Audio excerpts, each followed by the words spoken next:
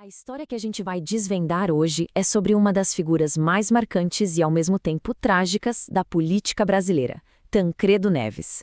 A vitória dele significou o fim de um período muito sombrio, mas o destino, de uma forma bem cruel, não deixou ele governar o país. E é daí que surge a grande pergunta, né? Quase um quebra-cabeça. Como é que pode uma pessoa mudar os rumos de uma nação inteira sem nem sequer sentar na cadeira de presidente? É exatamente isso que a gente vai tentar entender juntos.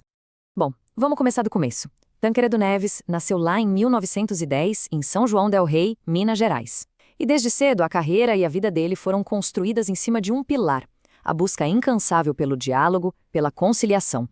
Para a gente entender o Tancredo, a gente tem que olhar para as origens dele. Ele veio de uma família mineira bem tradicional, sabe? E foi estudar direito na UFMG.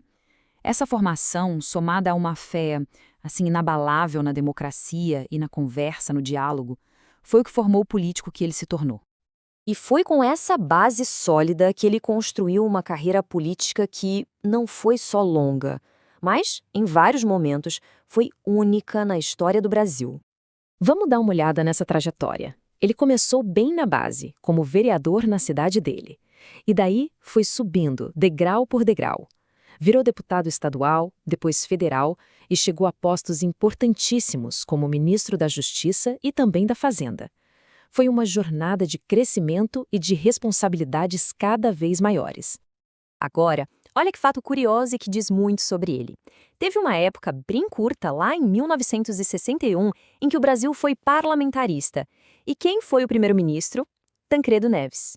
E o mais incrível, ele é, até hoje, a única pessoa na história do nosso país que ocupou esse cargo. Isso já mostra a habilidade que ele tinha de se mover em cenários políticos super complexos.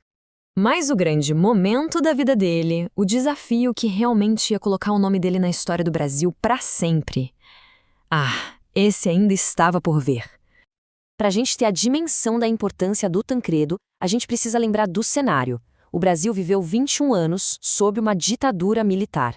Pensa só, 21 anos sem poder votar diretamente para presidente, com direitos limitados. O país inteiro ansiava por uma mudança. E essa ansiedade toda explodiu num movimento gigantesco, o Diretas Já. Milhões e milhões de brasileiros foram para as ruas. E não era um pedido, não. Era uma exigência. Queremos o direito de votar. E o Tancredo foi uma das vozes políticas mais importantes que abraçaram essa causa. Então, mesmo com toda essa pressão popular, a emenda das Diretas Já não passou no Congresso. A transição para a democracia ia ter que acontecer por outro caminho. Em vez da eleição direta com o voto do povo, a eleição de 1985 seria indireta, ou seja, decidida por um colégio eleitoral, formado por políticos. E foi nesse cenário que o Tancredo virou o grande nome da esperança. E aí a gente chega no ponto alto dessa história. Um momento que é uma mistura de uma vitória gigante, de uma esperança que contagiou o país inteiro e de uma tragédia que ninguém esperava. No dia 15 de janeiro de 1985, veio a notícia. Tancredo Neves venceu a eleição no colégio eleitoral. A alegria foi geral, uma coisa imensa. Aquilo era o fim da ditadura. Finalmente, o Brasil ia ter um presidente civil depois de mais de 2 décadas. A esperança de um futuro com democracia era algo que dava para sentir no ar. Só que aí o destino deu uma rasteira. Na véspera da posse, na noite de 14 de março, faltando pouquíssimas horas para ele assumir, veio a notícia que chocou o Brasil. Tancredo Neves foi internado às pressas, com dores terríveis. O país inteiro parou e prendeu a respiração. O que veio depois foi uma agonia que durou 38 dias. O Brasil todo acompanhando os boletins médicos pela TV. Ele passou por 7 cirurgias, uma atrás da outra, mas a saúde dele só piorava. E no dia 21 de abril, Tancredo Neves faleceu. Ele nunca tomou posse do cargo para qual foi eleito. Quem assumiu a presidência foi o vice dele, José Sarney. E é aqui que a gente volta para aquela nossa pergunta do começo. Se ele nunca chegou a governar, por que o legado dele é tão forte? Por que ele é visto como o herói nacional? A resposta é que o Tancredo não precisou da cadeira de presidente para mudar o Brasil.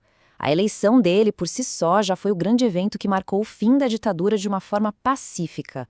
Ele foi o cara que articulou tudo, o símbolo que conseguiu unir a oposição e garantir que a transição acontecesse. Ele abriu a porta da democracia e, mesmo com a morte dele, essa porta não se fechou. Ele ficou marcado por tudo que a vitória dele representou: paz, diálogo e principalmente liberdade. E no fim, a história do Tancredo deixa a gente com essa reflexão. O que é que define um líder de verdade? É o poder que ele tem num cargo ou é a força do símbolo que ele se torna para as pessoas?